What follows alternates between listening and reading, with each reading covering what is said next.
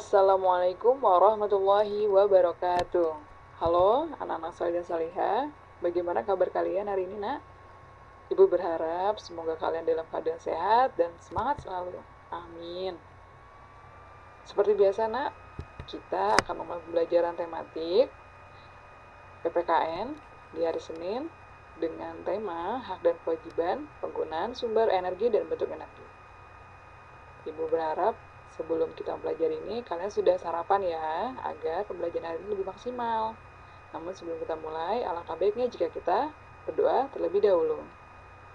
Allahumma faqihni fiddin. Allahumma inni as'aluka ilman nafi'a wa rizqan thayyiba wa amalan mutaqabbala.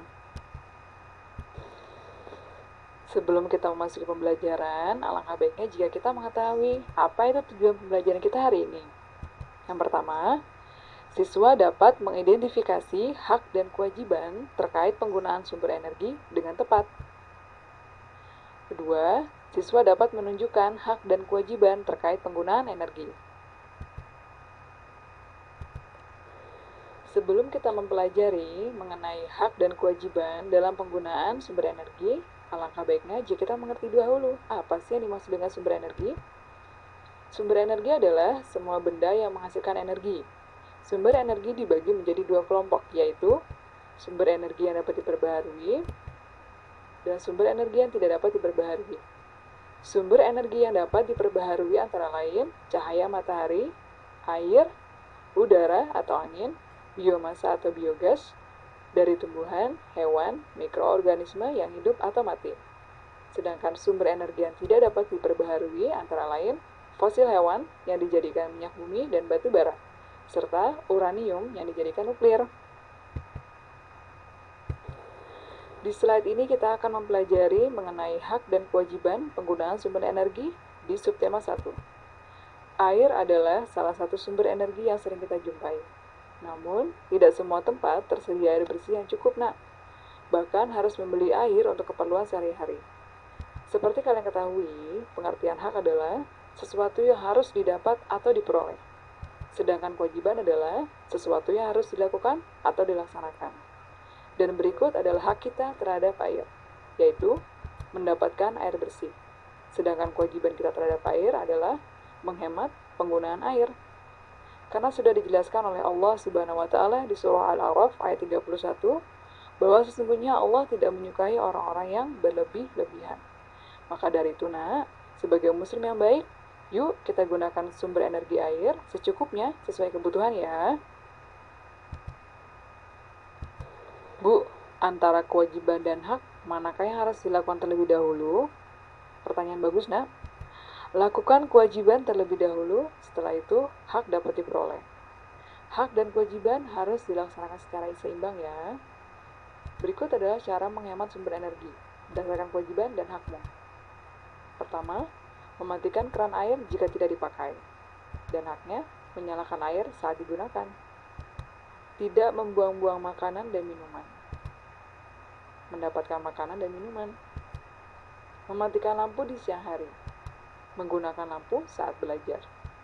Tidak menghamburkan air di kamar mandi. Menggunakan air saat mandi. Menghabiskan minum yang sudah diambil. Mendapatkan air minum. Yang terakhir, menggunakan BBM, bahan bakar minyak, seperti bensin secukupnya. Sedangkan haknya adalah mendapatkan BBM, bahan bakar minyak. Sebelum kita mempelajari mengenai hak dan kewajiban dalam penggunaan bentuk energi, alangkah baiknya jika kita mengerti dahulu apa sih yang dimaksud dengan energi. Energi adalah kemampuan untuk melakukan pekerjaan atau kegiatan. Hukum kekekalan energi, yaitu energi tidak bisa dibuat atau dihilangkan. Energi hanya berubah dari satu bentuk ke bentuk yang lainnya. Energi terdiri dari beberapa bentuk, yakni energi panas atau kalor, didapat dari matahari atau benda yang menimbulkan sifat panas. Energi kimia, yang dihasilkan oleh suatu zat yang membentuk reaksi kimia, bisa didapat dari makanan, gas, minyak tanah, dan baterai. Energi gerak atau kinetik, terjadi saat seseorang atau benda bergerak. Energi listrik, yang didapat dari benda yang bergerak dengan arus listrik seperti penanak nasi. Energi bunyi didapat dari benda yang dapat mengeluarkan bunyi seperti kentungan dan radio, serta energi cahaya. Biasanya didapat dari matahari atau benda yang memancarkan cahaya seperti lampu. Dan selanjutnya adalah mengenai hak dan kewajiban penggunaan bentuk energi subtema 2. Seperti kalian ketahui, sebelumnya kita telah mempelajari bentuk-bentuk energi. Nah, kita berhak menggunakan energi tersebut, tetapi kita juga memiliki kewajiban terhadap energi. Dan berikut adalah hak dan kewajiban kita dalam penggunaan bentuk-bentuk energi. Mendapatkan makanan dan minuman untuk memperoleh energi. Kewajiban kita yaitu menghabiskan makanan yang sudah diambil atau diberikan. Menyalakan lampu saat belajar, mematikan lampu di siang hari. Menyalakan kompor gas atau minyak tanah, menggunakan kompor sesuai kebutuhan. Menyalakan televisi, mematikan televisi jika tidak digunakan. Dan terakhir, jika menyalakan kipas angin, maka kewajiban kita adalah mematikan kipas angin saat tidak diperlukan. Alhamdulillah, itulah pembelajaran kita hari ini, yaitu mengenai hak dan kewajiban dalam menggunakan sumber energi dan bentuk energi. Agar tidak lupa nak, dengan materi hari ini, yuk kita latihan di buku tema 6, halaman 49 dan 98.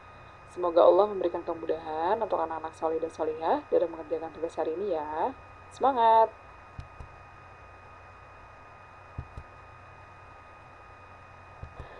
Terima kasih atas usaha anak-anak soleh dan solihah untuk hari ini ya. Tetap semangat, oke? Jika sudah selesai, mohon kirimkan tugas kalian ke wali kelas masing-masing. Namun sebelum kita tutup, yuk kita berdoa dahulu. Subhanakallahumma wa bihamdika asyhadu an la ilaha illa anta astaghfiruka wa atubu ilaik. Jazakumullah khairan katsirana. Barakallahu fikum. Wassalamualaikum warahmatullahi wabarakatuh.